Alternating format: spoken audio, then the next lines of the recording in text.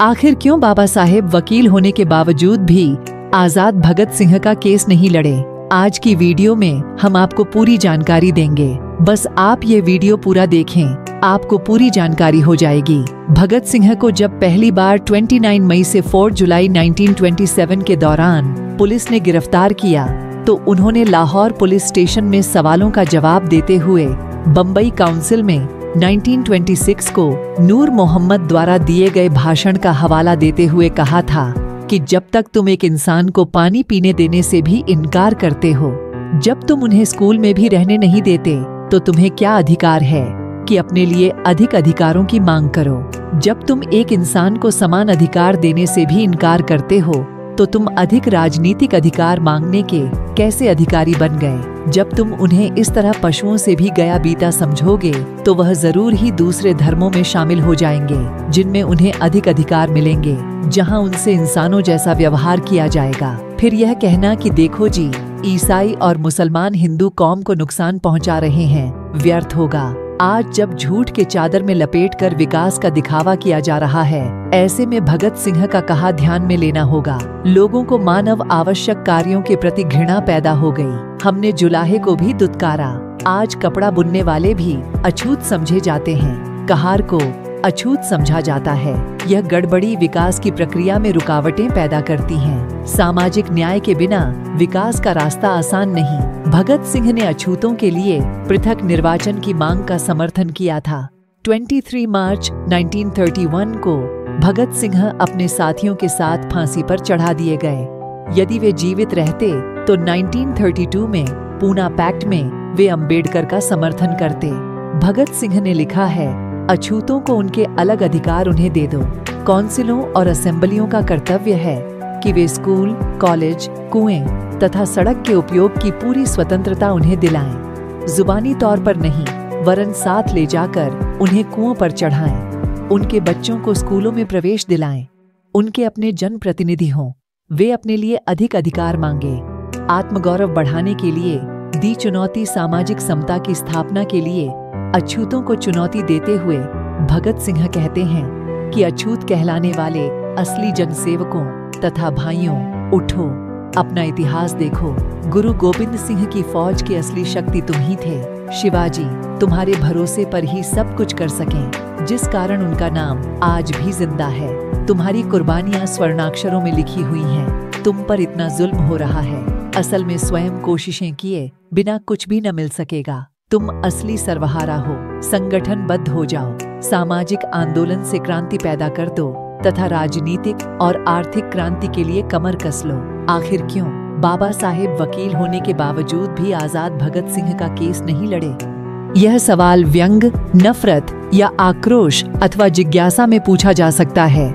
सवाल प्रथम दृष्टया उचित लगता है, परंतु अक्सर इसका मकसद दुष्प्रचार होता है। इसका सटीक जवाब जानने से पहले हमें हालातों को जानना होगा। 23 मार्च 1931 को भगत सिंह को फांसी दी गई थी। यह वह दौर था जब शूद्र, अतिशूद्र या यूं कहें कि अंबेडकर जब स्कूल जाते थे तो उन्हें स्कूल के बाहर दरवाजे के पास बैठकर पढ़ाई करना पड़ी देता था।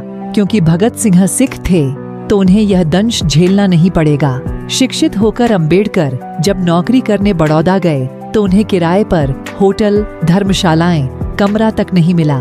जब वे सिडनी कॉलेज में प्रोफेसर बने तो बच्चे उनसे पढ़ने के लिए राजी नहीं हुए। ऐसे में जून 1923 से अंबेडकर ने वकालत का काम शुरू किया। उन्हें बार काउंसिल में भी बैठने के लिए जगह नहीं दी गई। अस्पृश्यता के चलते अंबेडकर को केस नहीं मिल पाते थे।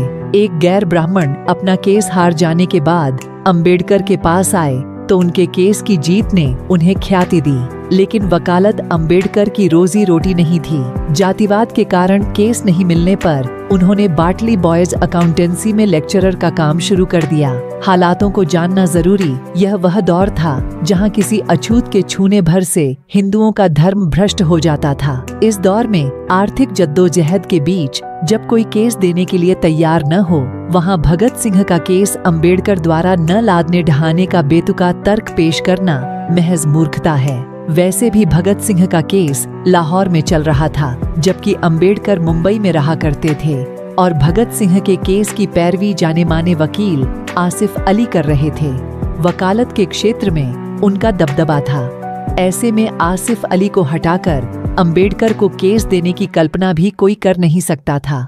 आरएसएस के गोलवलकर के मित्र भगत सिंह विरोधी भगत सिंह के खिलाफ जहां सुप्रसिद्ध वकील आसिफ अली पैरवी कर रहे थे, वहीं अंग्रेजों की तरफ से पैरवी करने वाले ब्राह्मण वकील का नाम था सूर्य नारायण शर्मा।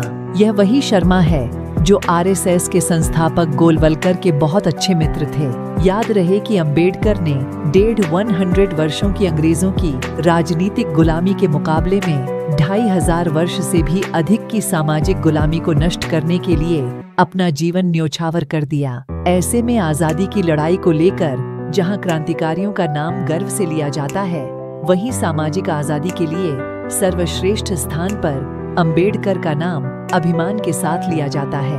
एक पहलू यह भी, जिस समय संपूर्ण देश में एकमात्र अछूत वकील के तौर पर अंबेडकर की पहचान थी, तब भी उन्हें केस नहीं मिल पाए।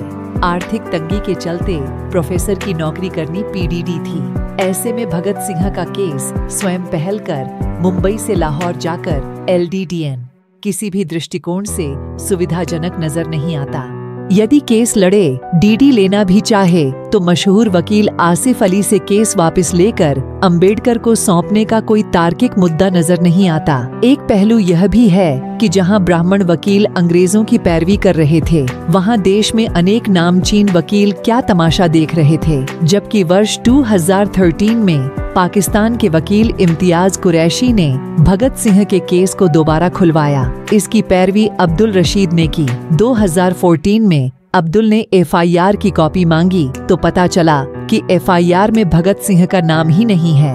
उन्हें केवल रजिस्टर के आधार पर फांसी दे दी गई और अंत में अंबेडकर की निष्ठा व कार्य को लेकर समय समय पर मनुवादियों द्वारा सवाल उठाया जाना एक आम बात है, लेकिन हमें उतनी ही सजगता से सभी तरह के आक्षेप व आरोपों का प्रति उत्तर देते आना चाहिए। इसके लिए लगातार उन सवालों का पीछा करते हुए उसकी गहराई में जाने का विवेक निर्माण किया जाना चाहिए। सवाल भले ही बचकाने हो, लेकिन उसे पूछने वाले व्यक्ति का मकसद यदि अंबेडकर के चरित्र हनन का हो, तो हमें चुप रहकर सवालों से मुंह मोड़ लेना ठीक नहीं।